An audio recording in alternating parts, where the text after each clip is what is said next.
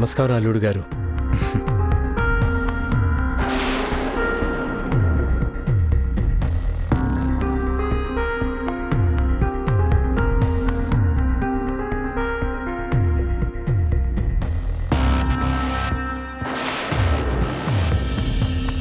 కూర్చోండి రామచంద్ర గారు, కూర్చోండి. రామ్మా, రా రమణి.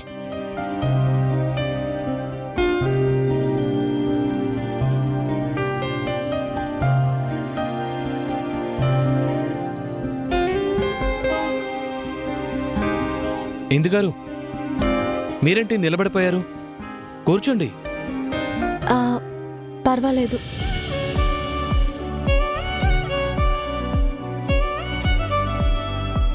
హాయ్. హాయ్.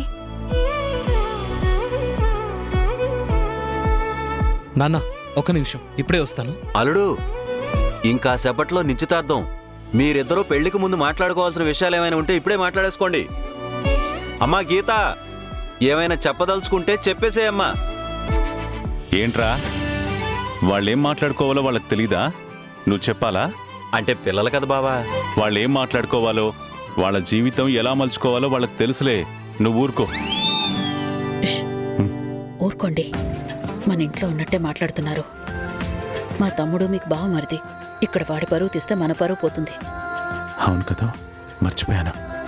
ఈ వెతవని కాస్త నోరు మూసుకుని ఉండ. మనం వాడు నోరెత్తితే నేను ఎక్కడున్నానో ఏంటో అనేది కూడా మర్చిపోయి వాడి మీద చిరాకు వస్తుంది నాకు. రేయ్, నువ్వు నోరు మూసుకోరా. అసలు వాక్ స్వాతంత్రమే లేదు నాకు.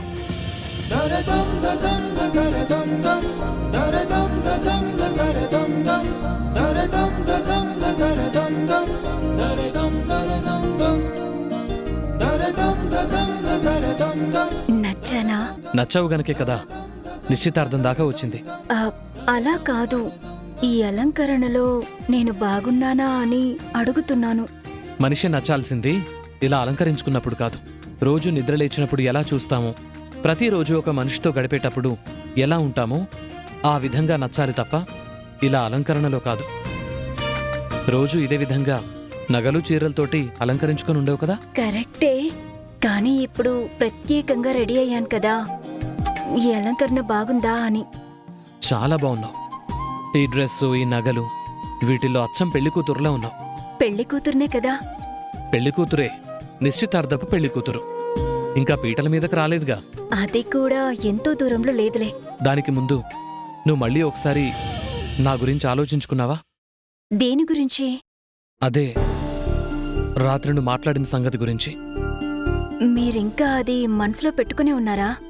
లేదు అంటే అది అబద్ధం అవుతుంది. రాత్రి నువ్వు అడిగిన దగ్గర నుంచి నేను చాలా డిస్టర్బ్ అయ్యాను. తర్వాత నాకు నేనే సర్ది చెప్పుకున్నాను. కానీ నాకు నేను సర్ది చెప్పుకుంటే సరిపోదు కదా, ముందు నీ మైండ్లో ఒక క్లారిటీ ఉండాలి. రాత్రి నువ్వు అలా అడగటం నాకు చాలా బాధ కలిగించింది. అందుకే మళ్ళీ ఇప్పుడు ఆ ప్రస్తావన తీసుకొస్తున్నాను. మళ్ళీ ఒకసారి బాగా ఆలోచించుకో. ఇందుగారు నేను బాగా క్లోజ్ ఫ్రెండ్స్ కాకపోయినా మా ఇద్దరి మధ్య ఫ్రెండ్షిప్ చాలా గౌరవమైంది. ఒకళ్ళంటే ఒకళ్ళకి గౌరవం ఉంది, ఎంతో కొంత కేరింగ్ ఉంటుంది. నువ్వు మా ఫ్రెండ్షిప్ని మరోలా చూడడం నేనేమాత్రం భరించలేకపోయాను. అందుకే చెప్తున్నాను, నన్ను సరిగ్గా అర్థం చేసుకోలేకపోయినా, మా రిలేషన్షిప్ని అర్థం చేసుకోలేకపోయినా మనం పెళ్లి చేసుకుని సుఖంగా ఉండలేం. అందుకే నేను నిశ్చితార్థాన్ని రద్దు చేసుకో అని చెప్పాను. I'm sorry. నువ్వు సారీ చెప్పాలనో, మళ్ళీ ఆ ప్రస్తావన తీసుకొచ్చి నువ్వేదో తప్పు చేశావని నిన్ను దెప్పి పొడవాలనో నా ఉద్దేశం కాదు. మళ్ళీ చెప్తున్నాను, నీ మనసులో ఎలాంటి అనుమానాలు గాని, ఎలాంటి అపోహలు గాని లేకుండా మైండ్ క్లారిటీతోనుంటే ఈ నిశ్చితార్థం చేసుకుందాం, లేకపోతే లేదు.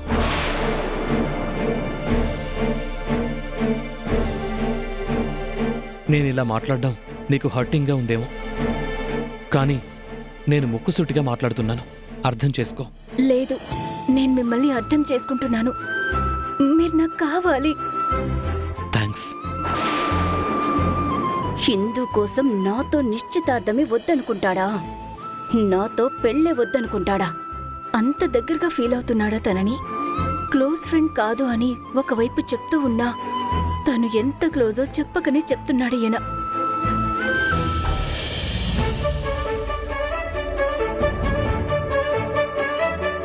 ఎస్పీ రావు గారు, వీరు మా వియంకులు రాజారావు గారు. నమస్కారం అండి.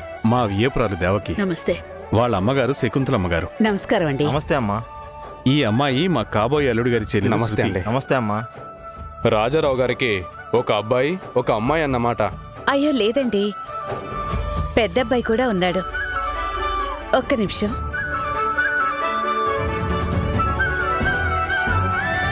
బాబు మీరు రండి.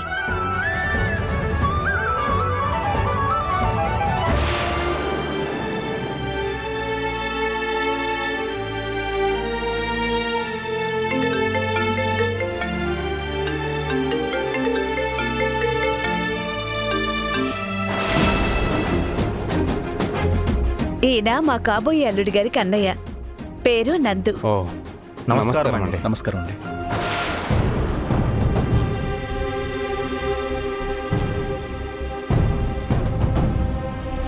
రామ్మా, తను మా పెద్ద కోడలు, ఓ పేరు మధు. నమస్తే అమ్మా.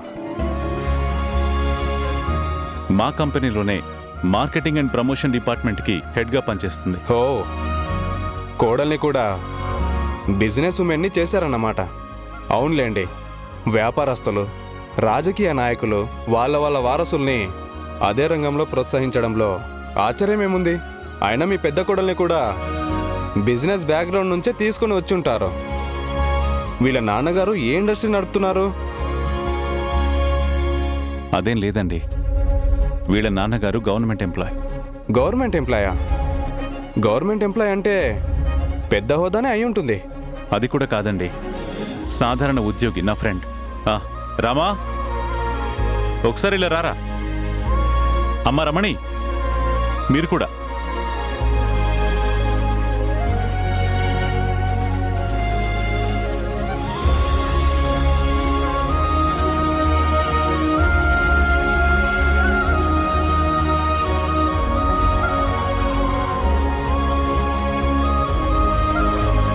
మా పెద్ద కోడలి తండ్రి రామచంద్ర. నమస్తే. నమస్తే. వాళ్ళ అమ్మగారు రమణి. నమస్తే అమ్మా. వాళ్ళు మా కోడలి నాన్నమ్మ, అక్క. నమస్కారం అమ్మా. నమస్కారం అండి. ఓహో, మీ పెద్ద కోడల్ని మిడిల్ క్లాస్ నుంచి తీసుకొచ్చి పెద్ద త్యాగమే చేశారు. ఒక రకంగా మా గీత అదృష్టవంతురాలే. ఇంటికి రెండో కోడలుగా వెళ్ళిన పెద్ద కోడలు హోదానే వెలగబెట్టొచ్చు.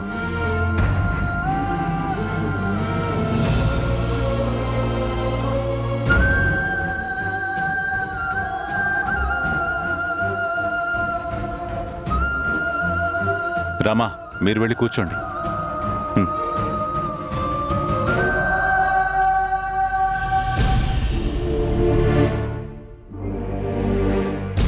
కూర్చోండి అందరూ.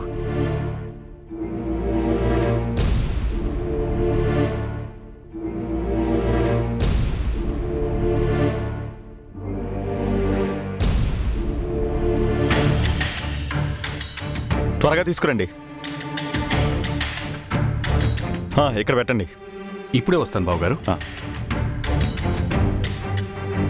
త్వరగా. నమస్తే సార్. నమస్తే. ఏంటా ఎంత ఆలస్యం? సారీ సార్, 2 నిమిషాల్లో అంతా రెడీ చేసేస్తాం సార్. సరే సరే, ఆర్గనైజింగ్ అంతా అక్కడ చేసుకోండి. Okay sir. సరే, తొందరగా కానివ్వండి. గిరి, ఇంకేమన్నా ఉంటే లోపలికి తీసుకొచ్చి పెట్టు. Okay sir. రమేష్, ఇవన్నీ తీసుకెళ్ళి అక్కడ అరేంజ్ చేయి. అలాగే సార్.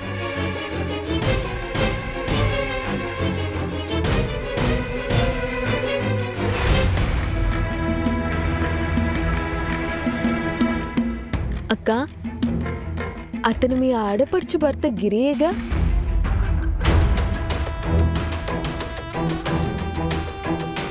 అవును మధు, పద వెళ్ళి పలకరిద్దాం.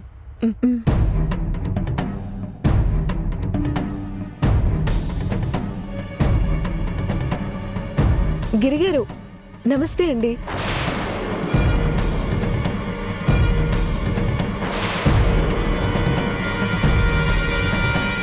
నమస్తే అండి. మీరిక్కడ? మా మరిది గారికే ఈ నిశ్చితార్థం జరగబోతుంది. మీరేంటి క్యాటరింగ్ లో? అవునండి, క్యాటరింగ్ సర్వీస్ చేయడానికి వచ్చాను. శృతి, వీళ్ళిద్దరేంటి? వాడెవడా క్యాటరింగ్ వాడితో మాట్లాడుతున్నారు? అదే నాకు డౌట్గా ఉంది. పద వెళ్ళి చూద్దాం. ఇదిగోండి మంచినీళ్ళు తీసుకోండి. పర్లేదండి, పర్లేదు. మీరు క్యాటరింగ్ సర్వీసే చేస్తున్నారా? మీది ఇదే బిజినెసా? లేదండి, ఈ క్యాటరింగ్కి సర్వర్గా వచ్చాను. రావే. మీరు ముందు నుంచి ఇదే పని చేస్తున్నారా? లేదండి, యాక్చువల్గా చిన్న వ్యాపారం చేస్తుండేవాడిని. నాకు పెళ్ళైన తర్వాత శాంతిని బాగా చూసుకోవాలని చాలా అప్పులు చేశాను.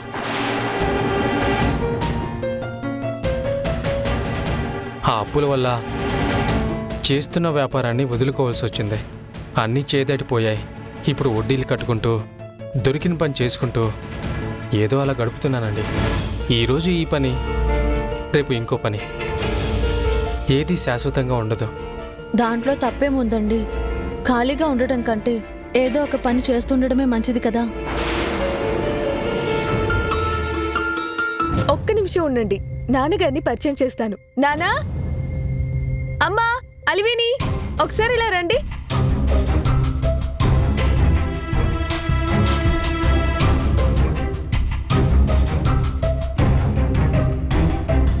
నానా, ఇతను మన ఇందు ఆడపడుచు వాళ్ళ భర్త గిరి. నమస్కారం బాబు. నమస్తే సార్. నమస్తే అండి. నమస్తే. నమస్తే బాబు. సారీ అండి, ఇక్కడ ఎంగేజ్మెంట్ అని కానీ ఈ ఎంగేజ్మెంట్ మీ కుటుంబానిదని కానీ నాకు అస్సలు తెలియదండి. తెలుసుంటే అస్సలు రాకపోయేవాడిని. నాలాంటోడు మీకు దూర బంధువు అని తెలిస్తే అంత బాగోదండి. నన్ను క్షమించండి సార్. సైలెంట్గా నా పని నేను చేసుకొని వెళ్ళిపోతాను. పలానా అని వాళ్ళెవరికీ తెలియనివ్వను. మీరేమైనా దొంగతనం చేస్తున్నారా? లేకపోతే చేయి చాచి భిక్ష అడుగుతున్నారా? కష్టపడి పనిచేస్తున్నారు. మీ స్థాయిని బట్టి మన బంధుత్వం మారిపోదు కదా. ఎలాగైనా మీరు మా బంధువే. దాని గురించి మీరు పెద్దగా పట్టించుకోవద్దు. చాలా థ్యాంక్స్ అండి.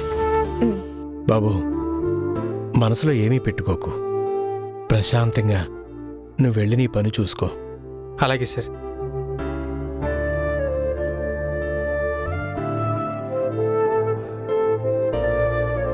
పదమ్మా.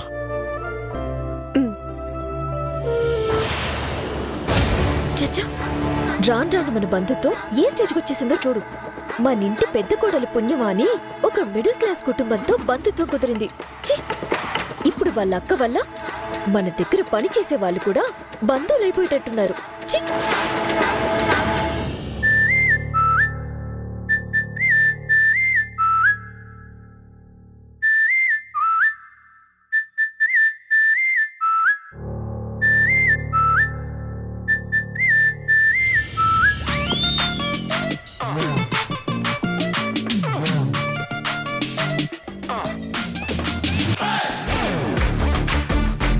ఈ దుర్మార్గుడు సంతోషం అనే కాన్సెప్ట్ తోటి జీతం ఇవ్వకుండా సతాయిస్తున్నాడు. అవతల అప్పులలో వార్నింగ్ల మీద వార్నింగ్లు ఇస్తున్నారు. ఎలాగైనా జీతం అకౌంట్లో పడేటట్లు చేసుకోవాలి. ఎలా?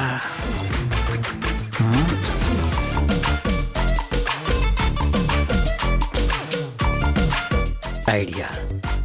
ఎలాంటి వాడైనా పొగడ్తలకి ఖచ్చితంగా పడతాడు. బాస్ని పొగడ్తలతో ముంచెత్తి అకౌంట్లో డబ్బులు పడేలా చేసుకోవాలి. చేస్తా. బాస్ను పొగడ్తలతో బోల్తా కొట్టిస్తా. అకౌంట్లో డబ్బులు పడేలా చేస్తా. వస్తున్నా. అబ్బబ్బబ్బబ్బబ్బా! బాసు, అసలు ఏం వాడుతున్నారు బాసు? రోజు రోజుకి మీ గ్లామర్ పాపం పెరిగినట్టు అలా పెరిగిపోతుంది. రేయ్, పాపం పెరిగినట్టేంట్రా? అవును బాసు, ఈ కాలంలో పాపం పెరిగే రేషియోకి పుణ్యం ఎక్కడ పెరుగుతుంది చెప్పండి? కాస్త కూస్త వర్షాలు పడుతున్నాయంటే మీలాంటి పుణ్యాత్ముల వల్లే. ఏంట్రా బుట్టెక్కడ దాచావు? బుట్టేంటి బాసు? నన్నేదో బుట్టలో పడేయడానికి ట్రై చేస్తున్నావు కదా, బుట్ట ఎక్కడ దాచావు అని. You naughty! మీరు రాను జోకులు బాగా పిలుస్తున్నారు. మిమ్మల్ని బుట్టలో పడేన సాధ్యమా? అసలు మీరెవరు? బుట్టలో పడేంత అమాయకులా మీరు? అసలు మీరు మామూలు మనిషి కాదు, మహానుభావులు. మరీ పొగడకురా, దిష్టి తగులుతుంది. నేనుండగా మీకు దిష్టలు తగులుతుంది బాసు. దిష్టి చుక్కల నేనున్నాగా. ఇది కరెక్ట్. నేనన్నీ కరెక్ట్గానే చెప్తాను బాసు. అసలు ఇవాళ మీ తమ్ముడికి నిశ్చితార్థం జరుగుతుంది. ఈ శుభ సందర్భంలో మీరే గనక రాజు అయితే మీ దగ్గర పనిచేసే వాళ్ళందరికీ మెడలో ఉన్న హారాలు, చేతిలో ఉన్న మనులు, మాణిక్యాలు అన్నీ అలా విసిరేసి దానం చేసేవాళ్ళు తెలుసా? ఏం చేస్తాం, బ్యాడ్ లక్. ఇప్పుడు రాజ్యాలు లేవు, మీరు రాజు కాదు. కానీ మేం మాత్రం మీకు బానిసలమే కదా బాసు. ఈ శుభ సందర్భంలో సంతోషంగా నా అకౌంట్లో నా జీతం వేయించరా బాసు. అరే, ఆల్రెడీ నువ్వు ఓవర్ డ్రాఫ్ట్లో ఉన్నావురా. ఓవర్ డ్రాఫ్టా? అవును. ఇవాళ ఫంక్షన్లో సంతోషాన్ని కూడా కలిపితే ఇంకో 2 నెలల జీతం నీ అకౌంట్లో పడ్డట్టే. ఏంటి బాసు? అవునరా, ఇవాళ నిశ్చితార్థంలో నీకు ఎంతో సంతోషం కలగబోతుంది కదా. ఆ సంతోషం మొత్తం లెక్క పెడితే మినిమం 2 months శాలరీ నీ అకౌంట్లో పడ్డం గ్యారెంటీ. బాసు, మీరు అనుకున్నట్టు నేను సంతోషంగా లేను బాసు. కుమిలిపోతున్నాను. నా పరిస్థితి ఎంత దారుణంగా ఉందో మీకు తెలియదు. రాత్రికి మందికి కూడా డబ్బులు లేక పాత సీసాలన్నీ ఒక్కో చుక్క వంపుకుంటే 2 పెగ్గులు వచ్చాయి. ఆ పెగ్గులు తాగి రగ్గు కప్పుకొని బోరు నేర్చాను నేను. You not. 2 పెగ్గులు ఫ్రీగా వచ్చేటప్పటికి అంత ఆనందంతో రగ్గు కప్పుకుని మరీ ఏడవాలరా నువ్వు. బాసు, నేను రగ్గు కప్పుకుని ఏడ్చింది ఆనందంతో కాదు బాసు. మందుని పాత బాటిల్లోంచి చుక్క చుక్క కలిపి సేకరించడానికి 1.5 గంట పట్టింది. అది తలుచుకుని ఏడ్చాను బాసు. రే దొంగ, నీకు మరీ కక్కుర్తి ఎక్కువైపోయింది. డబ్బు పరమావధేంటి? సంతోషం. ఆ సంతోషం అనే డబ్బు మీద నీకు వ్యామోహం ఎక్కువైపోయింది. తప్పు. సంతోషం మాత్రమేరా పర్మనెంట్. ఈ డబ్బుదేముంది, కుక్కని తన్నితే డబ్బులు రాలుతాయి. నువ్వు ఈ సంతోషాన్ని టార్గెట్ చేసుకో, ఓకే? బతుకు చెడా.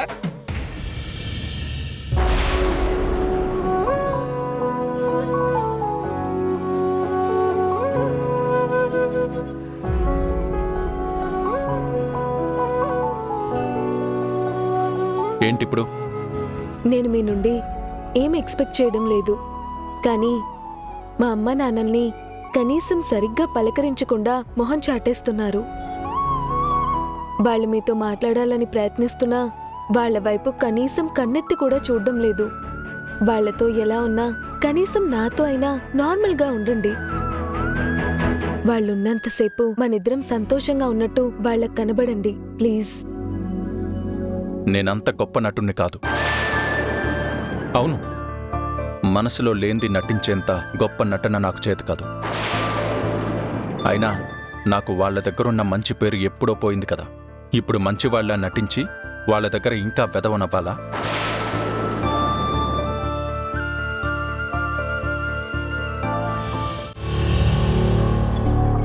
చిచిచి చి, ఒక మంచి అకేషన్లో కూడా మనసంత లేకుండా పోతుంది. ఇంటికి పెద్ద కోడలని తీసుకొచ్చి నెత్తిన పెట్టుకున్నారు. దాన్ని చూస్తుంటేనే అరికాలు మంట నెత్తికెక్కుతోంది. ముందు ఏదో ఒకటి చేసి ఆ మధుకి విడాకులు చెలచేయి. ఏయ్, ఏమైందే నీకు? శుభమా అని ఇక్కడ మీ అన్నయ్యకి నిశ్చితార్థం జరుగుతుంటే సంబంధం లేకుండా వాళ్ళ విడాకుల గురించి మాట్లాడుతున్నావు. ఇంకేమంటది? దాన్ని పోయే దరిద్రాన్ని తెచ్చి నెత్తిని పెట్టుకున్నాం. జీవితాంతం అలాగే నెత్తిని పెట్టుకుని ఊరేగదాం అని చెప్తుందా? అసలు మన లెవెల్ ఏంటి, మన స్థాయి ఏంటి? ఎలా అయిపోయిందంటే మన పరిస్థితి. ఇదిగో, అలా అన్ని ముక్కలు ముక్కలు చేసి చెప్పకు. ఏం చెప్పదలుచుకున్నావు సూటిగా చెప్పు. మమ్మీ, మన స్థాయి, మన బంధుత్వం రోజు రోజుకి ఇలా దిగజారిపోతుందని కల్లో కూడా అనుకోలేదు. నిన్నటి వరకు మనదొక పెద్ద బిజినెస్ అండ్ ఫ్యామిలీ. మా నాన్న ఒక పెద్ద బిజినెస్ ఎంపైర్. మన నలుగురిలో చాలా గౌరవంగా గొప్పగా బతికే మనుషులం. మనము మన బంధుత్వాలు ఒక స్థాయిలో ఉండేవి. కానీ ఇప్పుడు అది ఏ స్థాయికి వచ్చిందో తెలుసా? ఏంటి, మధు కుటుంబం గురించేనా మళ్ళీ మొదలుపెట్టావు? కాదు, ఒక్క నిమిషం ఆగు. ఏ బాబు, చెప్పండి మేడం. వెళ్ళి మంచినీళ్ళు పట్రా. అలాగే మేడం.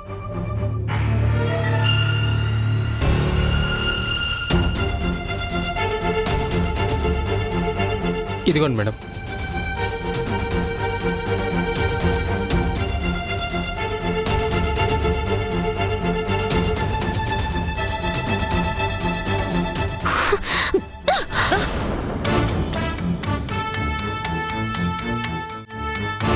వీడు ఎవడో తెలుసా? వీడి చేత మంచినీళ్ళు తీసుకోవటానికి కూడా నాకు చిరాకేస్తోంది. వాడి చేత్తో మంచినీళ్ళు తీసుకోవడం ఇష్టం లేకపోతే పిలిచి మరీ మంచినీళ్ళు ఎందుకు తీసుకున్నావు? దాన్ని మళ్ళీ ఎందుకు విసిరి పారేశావు? వాడు కేటరింగ్ పని చేయడానికి వచ్చాడు. అతని పనేదో అతను చూసుకుంటున్నాడు కదా, నీ బాధ ఏంటి? ఏం చేస్తాం? వాడు కూడా మన బంధువైపోయాడు. అద్దె నా బాధ. ఏంటి? వాడు మన బంధువా?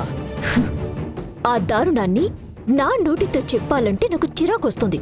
అమ్మమ్మా చెప్పు. వాడెవడో తెలుసా? మధు వాళ్ళక్క ఎందు ఉంది కదా, వాళ్ళ ఆడపడుచు మొగుడంట. రేపటి నుంచి వీడు పలానా వాళ్ళు మాకది, పలానా వాళ్ళు మాకిది అని, పలానా కంపెనీ చైర్మన్ మాకు అంకుల్ అవుతాడు, వాళ్ళ ఆంటీ పెంకులు అవుతుందని రకరకాలుగా మన పేరు చెప్పి మన పరువు తీస్తాడు. మొన్నటి వరకు ఏదో దిక్కుమాలిన వ్యాపారం ఏదో చేసేవాడంట.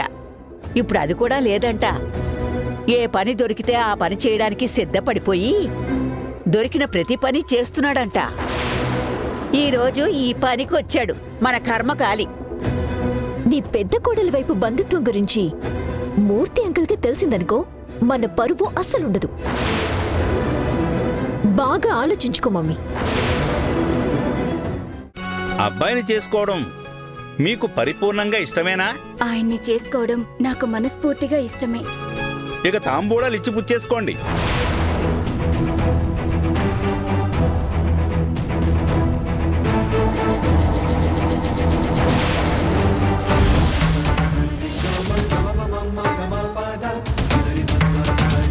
ఎవరా నువ్వు? సార్ అది